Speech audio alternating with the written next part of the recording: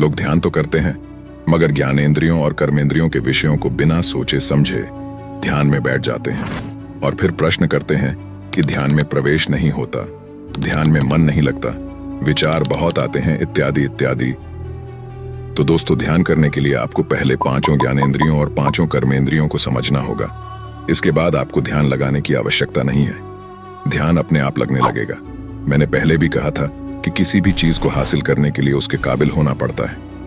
हमारा शरीर 24 तत्वों से बना हुआ है, 5 महाभूत, 5 कर्मेंद्रियां, 5 ज्ञानेंद्रियां, 5 तन्मात्राएं और अंतकरण, चतुष्टय मन, बुद्धि, चित्त और अहंकार। इन सब के बारे में और कभी जानेंगे। आज जानते हैं ज्ञानेंद्रियों से कैसे मनुष्य का पतन होता है।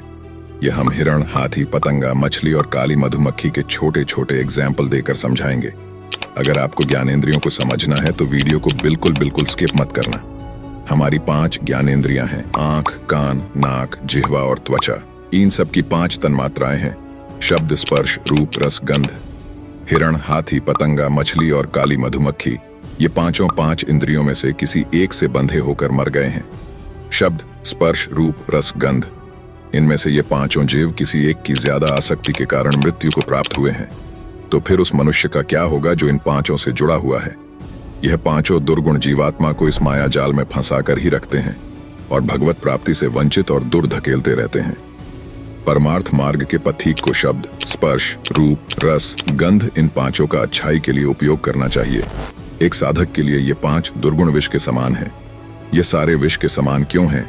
आइए मैं आपको ज्ञानेंद्रियाओं तथा तन्मात्राओं के साथ समझाता हूँ। हमारी पहली ज्ञानेंद्रियां है कान, जिसकी तन्मात्राएं शब्द हैं। हिरण शब्द के कारण मरता है, वह कैसे चलिए जानते हैं। हिरण के नाभि में कस्तूरी होती है, सभी हिरण के नहीं होती, 100 में से 1 के होती है।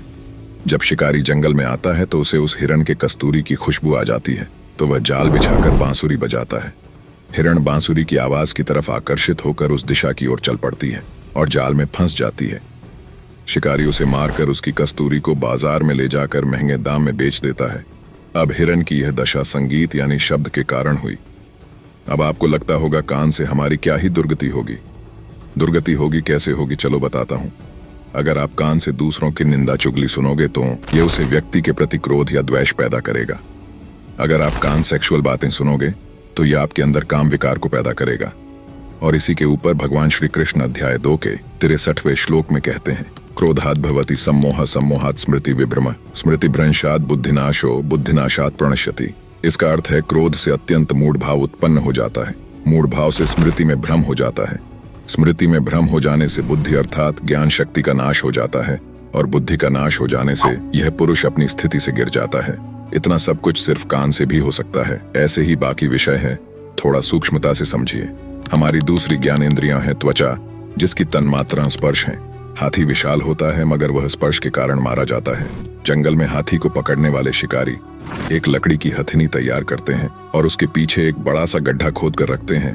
हाथी झुंड से निकलकर हथिनी के साथ संभोग की लालसा से निकलता है और गड्ढे में गिर जाता है। फिर उसे 4-5 दिन तक भूखा रखते हैं ताकि उसकी ताकत कम हो और वो कमजोर हो जाए। हाथी जब कमजोर हो जाता है तब उसे पकड़ कर ले जाते हैं और फिर अपनी मनमर्जी के हिसाब से उससे काम कराया जाता है। हाथी की यह दशा स्पर्श में आसक्त होने की वजह से हुई। देखो, हम आप जैसे लोग भी इस स्पर्श के लिए ललाहित रहते हैं। तीसरी ज्ञानेंद्रियां है जिह्वा, जिसकी तन्मात्रा रस है। मछली स्वाद के कारण ही मृत्यु को प्राप्त होती है। शिकारी आता है और कांटे को अन्न का टुकड़ा लगाकर तालाब में फेंक देता है। मछली उस टुकड़े के लालच में उसे निगलने की कोशिश करती है और कांटा गले में अटक जाता है। शिकारी उसे पकड़कर तालाब से बाहर निकाल देता है और मछली की मृत्यु हो जाती है। स्वाद के लालच में ही मछली की यह हालत हुई। हमें भी अगर योग मार्ग के मार्ग पर चलना है तो इस स्वाद रूपी विषय को त्यागना होगा। स्वाद रूपी विषय कौन सा है? जिस भी अन्न से जिह्वा को स्वाद मिले उनका त्याग करना, जैसे खट्टा, मीठा, तीखा, चटपटा और नॉनवेज, इन सब का हमें त्याग करना चाहिए। हमें भोजन सात्विक और भूख से थोड़ा सा कम करना चाहिए। इसे आध्यात्मिक भाषा में तप भी कहते हैं। आगे बढ़ने से पहले अगर आप सनातन धर्म को बढ़ावा देना चाहते हैं तो प्लीज वीडियो को एक लाइक और परमार्थ मार्ग यूट्यूब चैनल को सब्सक्राइब जरूर कर लीजिए ताकि आगे भी आपको ऐसी वीडियो हमेशा मिलती रहे। हमारी चौथी ज्ञानेंद्रियां है आंख, जिसकी तन्मात्रा रूप है। पतंगा रूप के कारण मृत्यु को प्राप्त होता है। तेल के दीपक की बाती की रोशनी से आंखों की तृप्ति के कारण, अपने पागल जुनून के कारण अचानक दीपक में गिरकर मृत्यु को प्राप्त हो जाता है। उस जलती हुई लौ से वह इतना प्रेम करता है कि खुद का होश खो बैठता है और अपने प्राण दे देता है। पतंगे की यह दशा केवल अपनी आंखों की तृप्ति के कारण हुई। ये सारी बातें मैं आपको इसलिए बता रहा हूँ कि देखो इन विकारों के कारण इन जीवों की क्या दशा हो रही है। इन विकारों को संभालो, इंद्रियों को अपने वश में रखो, क्योंकि इन्हीं ज्ञानेंद्रियों की ऊर्जा को एकत्रित करके आप परम शांति प्राप्त कर सकते हो। हमारी 5वीं ज्ञानेंद्रियां है नाक, जिसकी तन्मात्रा गंध है। भंवरा गंध के कारण मारा जाता है। भंवरा सुगंध का दीवाना होता है। उसको फूलों की खुशबू लेना अच्छा लगता है, मगर उसको यह होश नहीं रहता कि वह कितनी देर से वहीं पर उसी फूल की सुगंध ले रहा है। सुबह से शाम, शाम से रात हो जाती है, भंवरा सुगंध लेता रहता है। मगर कुछ फूल ऐसे होते हैं जो रात को बंद हो जाते हैं। भंवरा सुगंध लेता रहता है, मदहोश हो जाता है। रात को फूल बंद हो जाता है और सुबह होने से पहले ही भंवरे की मृत्यु हो जाती है।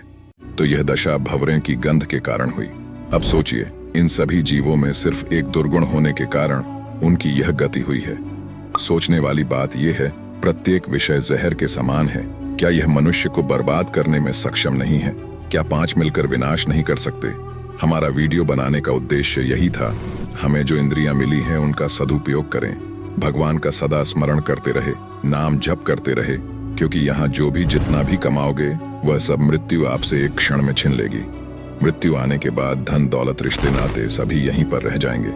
साथ में जाएगा तो सिर्फ प्रभु का नाम, तो इसीलिए सदा जपते रहो राधे राधे।